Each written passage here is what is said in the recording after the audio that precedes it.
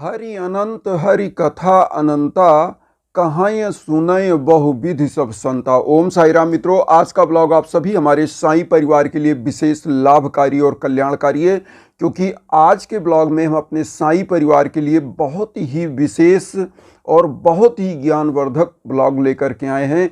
आज मैं यह बताना चाहता हूं इस ब्लॉग के माध्यम से कि जो हमारे साई परिवार हैं, जब वह पूजा करते हैं तो पूजा में प्रभु अपना संकेत कैसे देते हैं कि हम आपकी पूजा को एक्सेप्ट कर रहे हैं और आपकी मनोकामनाएं पूरी होने वाली हैं।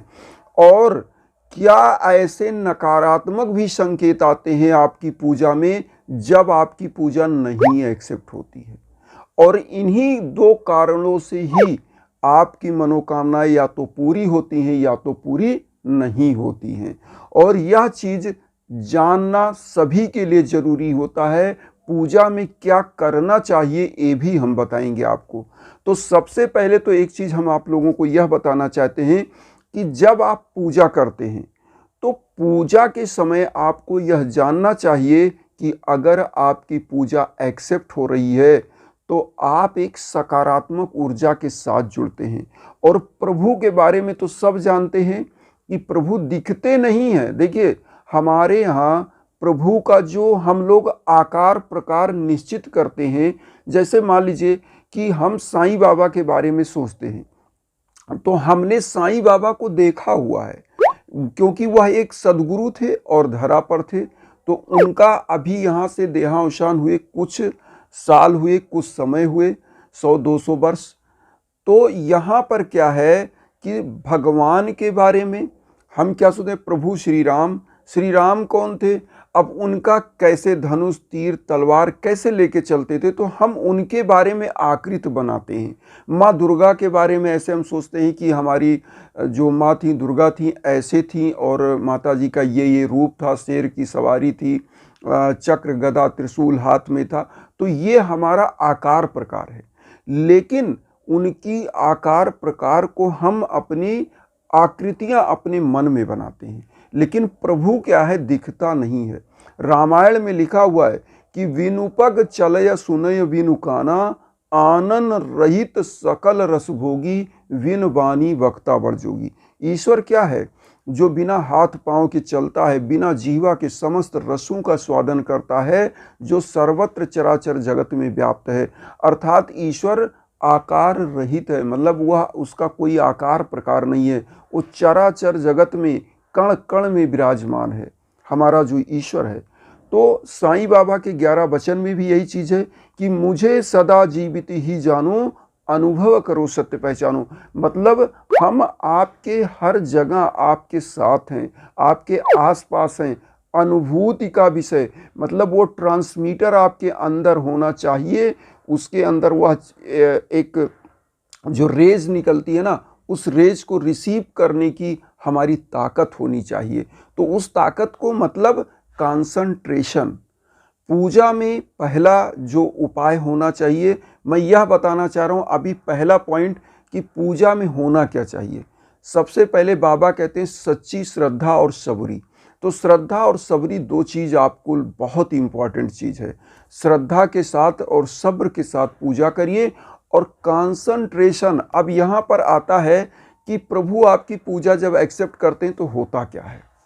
देखिए, जब आप ईश्वर के सानिध्य में बैठते हो किसी मूर्ति के सम्मुख, और ईश्वर का सानिध्य का मतलब क्या होता है, हमारे आसपास जब हम मन में यह कल्पना करते हैं कि हम अपने ईश्वर के लिए प्रार्थना कर रहे हैं, कामना रहित होकर प्रार्थना कर रहे हैं, तो सर्वत्र हमारे चारों तरफ एक पॉजिटिव एनर्जी का घेरा बन जाता है।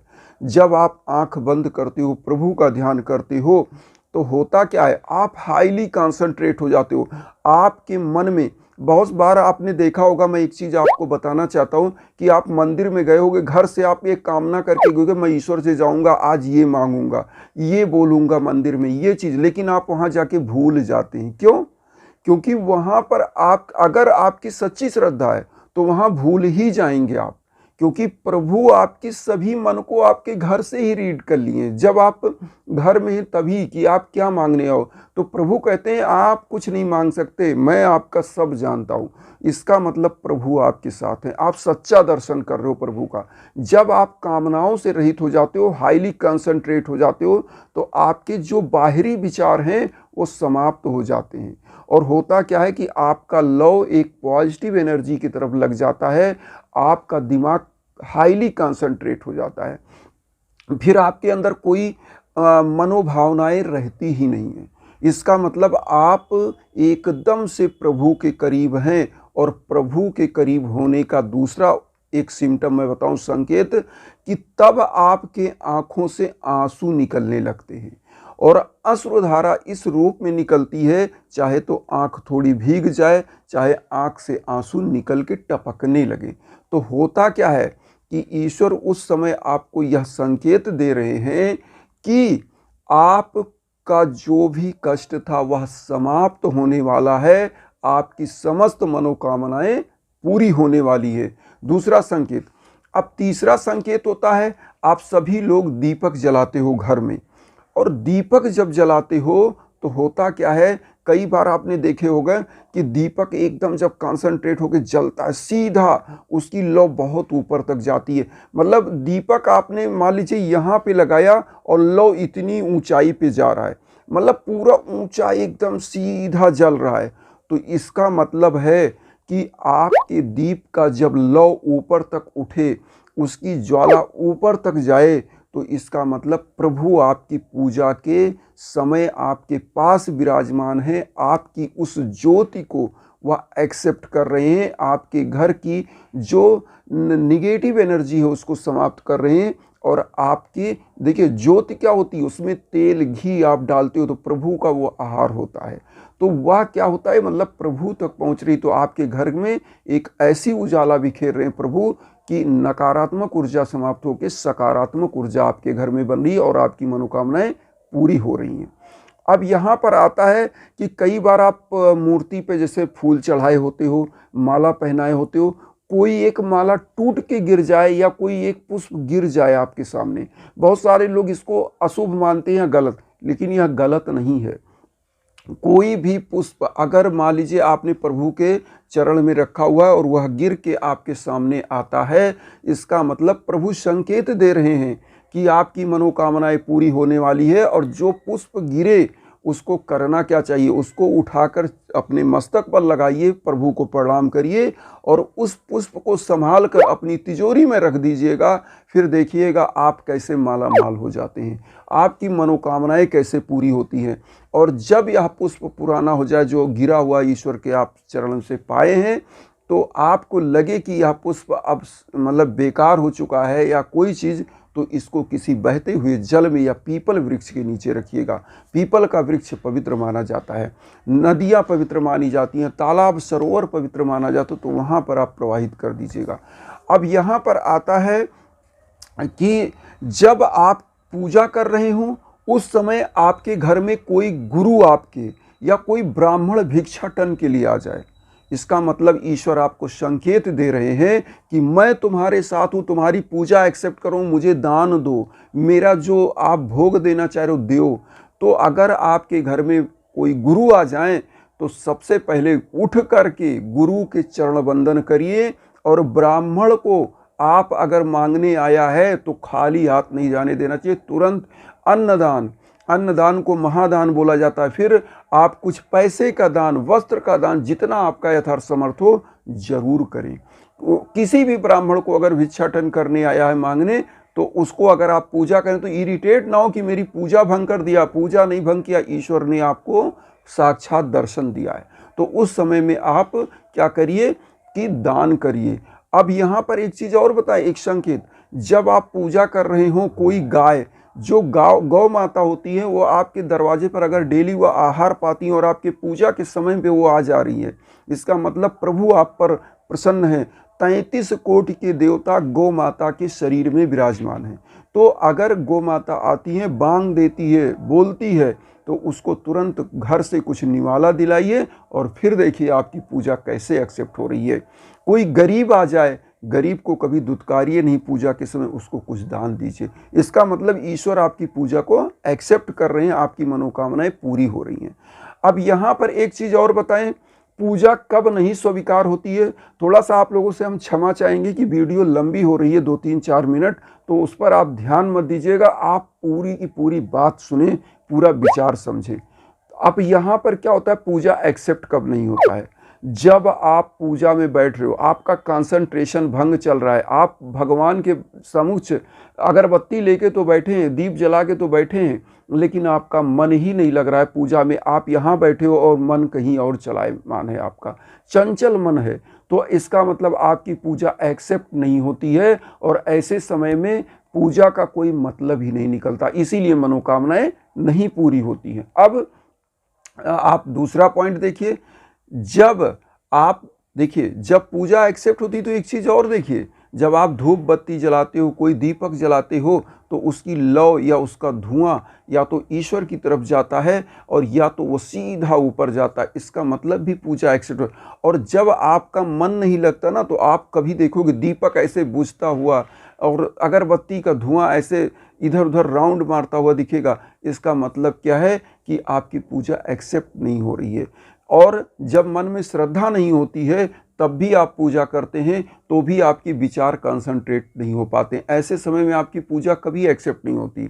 या तो फिर आपका मन मलिन रहता, गंदे विचार आते हैं पूजा में, इसका मतलब आपका पूजा एक्सेप्ट नहीं हो रहा है। और ऐसे समयों में श्रद्धा और सबरी के साथ, मैं बार बार कहता हूँ, तन तो पवित्र होना चाहिए लेकिन मन का पवित्र होना सबसे जरूरी है। तो तन तो पानी आप डाल लिए लेकिन तन उससे नहीं पवित्र हो जाता, जबकि अंदर का तन मतलब जो मन है वह पवित्र नहीं हो रहा है, तो आपकी पवित्रता मानी नहीं जाती। इसीलिए आपको एक चीज़ होना चाहिए कि मन की पवित्रता रखिए और सच्ची श्रद्धा से पूजा करिए। अब यहाँ पर एक चीज़ और हम आप लोगों को अपने ब्लॉग में डेली बताते हैं, वह चीज़ हम सूचना ज़रूर देंगे और देते रहेंगे आपके लिए, क्योंकि जब भी आपके जीवन में पूजा नहीं एक्सेप्ट होता है, आपकी मनोकामनाएं नहीं पूरी हो रही हैं, आपके घर में लड़ाई झगड़ा कलह का माहौल बन रहा है, तो जब आप जीवन में कभी यज्ञ याजन कराए ही नहीं तो आप फल कहाँ से पाएंगे। कहा गया है ना कि बाढ़ पूत पिता के धर में और खेती उपजे अपने कर में। मतलब आपकी संतान, आपकी संतति आपके कर्म से, आपकी पूजा से, आपकी यज्ञ याजन से बढ़ती है। और जब आप जीवन में यज्ञ याजन नहीं करते तो बढ़ेंगे कहाँ, वो तो विपथगामी हो जाएंगे, कुकर्मी हो जाएंगे। इसलिए यज्ञ याजन जरूर कराना चाहिए। और घर परिवार में जब कोई बच्चा तरक्की ना कर पाए, घर की तरक्की ना हो, तो यज्ञ याजन होना चाहिए, हमारी यजुर्वेद में वर्णित है। तो यह चीज़ हम बताते हैं आपको। अब यहाँ पर क्या है कि अगर आपके अंदर श्रद्धा है तो निश्चित आपकी मनोकामनाएं पूरी होती हैं। इसलिए यज्ञ याजन जरूर आप कराइए। जब भी आपके घर में संतान की प्राप्ति लेट से हो रही है, आपके बच्चों की शादियां नहीं हो पा रही हैं, आपके घर में दाम्पत्य जीवन का कलह चल रहा है, आपके घर में मतलब ऐसी कलह की वातावरण, मुकदमेबाजी, झगड़ा, लड़ाई, प्रगति नहीं हो पा रही है, धन दौलत नहीं प्राप्त हो पा रही है, आप सदमार्ग पर नहीं चल पा रहे हो, वैसे समयों में मैं निरंतर कहता हूं कहीं भटकने की ज़रूरत नहीं है। आप इंस्टाग्राम पर संपर्क करिए। इसीलिए बार बार पूरे ब्लॉग में हम इंस्टाग्राम का लिंक देते रहते हैं, उस लिंक पर आप संपर्क करिए। pathak.abhay015 वह इंस्टाग्राम का लिंक है, उसी पर आपको संपर्क करेंगे, वहाँ बात हो जाएगी। जो हमारे लायक हवन पूजन अगर आप चाहेंगे वो हो जाएगा, या हमारे लायक जो आप चाहेंगे, विचार पूछना चाहेंगे, जानकारी चाहेंगे, वो हम बता पाएंगे। तो इसी भावना के साथ जो भावना मैं लेकर चल रहा हूँ वसुधैव कुटुंबकम का, उसमें आप लोग भी अपना आशीर्वाद दीजिए और चैनल को सब्सक्राइब करके जुड़िए, जिससे हम लोग परिवार बन के ऑल लाइफ जुड़ सकें और जो भी हमारे लायक रहे आपके श्री चरणों तक हम अपना विचार पहुंचा पाएं। यही हमारे लिए सबसे बड़ी मनोकामना है कि हमारा साईं परिवार खुश रहे और सुखी रहे। इन्हीं भावनाओं के साथ यही कहेंगे कि आप उन जो हमारे साईं परिवार हैं, जो कष्ट में, दुख में, उन तक भी वीडियो शेयर करिए और अपना आशीर्वाद चैनल को सब्सक्राइब करके दीजिए। इन्हीं भावना के साथ ओम साईं राम।